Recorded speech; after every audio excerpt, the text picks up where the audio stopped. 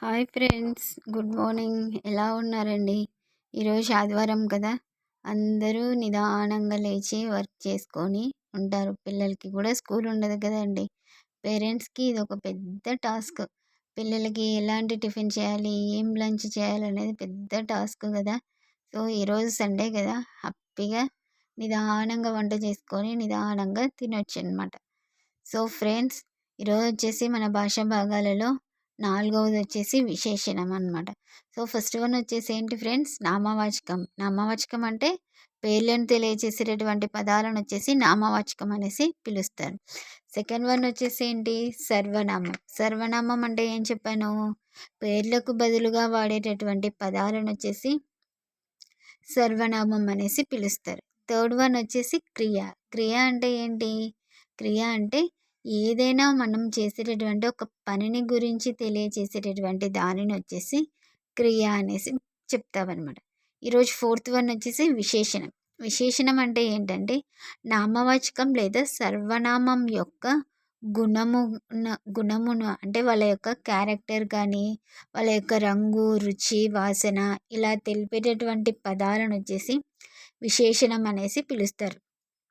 అంటే ఒక వ్యక్తి యొక్క గుణాన్ని తెలియచేసేటటువంటి దాన్ని వచ్చేసి విశేషణం అనేసి చెప్తారనమాట. ఇప్పుడు వచ్చేసి కొన్ని విశేషణ పదాలు చూద్దాము.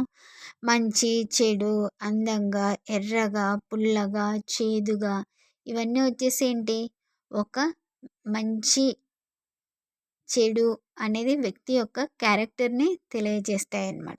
ఇక్కడ వచ్చేసి ఏంటి, రంగు అంటే ఆ వ్యక్తి తెల్లగా ఉన్నాడా, నల్లగా ఉన్నాడా అనేది కూడా తెలియజేస్తుంది. ఇలా వ్యక్తి యొక్క క్యారెక్టర్ని, వాళ్ళ యొక్క గుణాన్ని తెలియజేసేటటువంటి దాన్ని వచ్చేసి విశేషణం అనేసి చెప్తారన్నమాట. ఫర్ ఎగ్జాంపుల్ వచ్చేసి ఏంటి, రాము మంచి బాలుడు, సారీ రాజు మంచి బాలుడు. ఇక్కడ రాజు ఎటువంటి వాడు, మంచి బాలుడు అనమాట.